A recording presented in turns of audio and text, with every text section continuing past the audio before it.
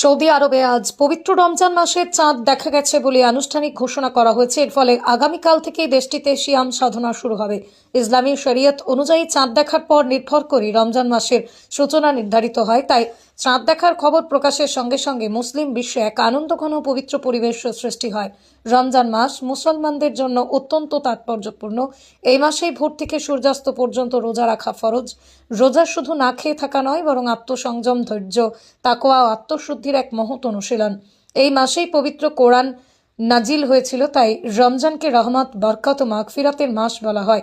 Saudi আরবে চাঁদ দেখা যাওয়ার ঘোষণার পর অনেক দেশ তাদের সিদ্ধান্ত জানায়। তবে ভারত, বাংলাদেশ সহ দক্ষিণ এশিয়ার দেশগুলো নিজস্ব চাঁদ দেখা কমিটির সিদ্ধান্ত অনুযায়ী রমজান শুরু হবে।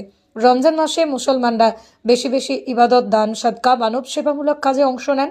তারাবির নামাজ, কারওয়ান তিলাওয়াত, ইফতারের মাধ্যমে এই মাসের বিশেষ আমেজ ফুটে ওঠে। বিশ্বজুড়ে মুসলিম উম্মাহর জন্য একটি আত্মশুদ্ধি, আধ্যাত্মিক উন্নতির একটি অনন্য সুযোগ।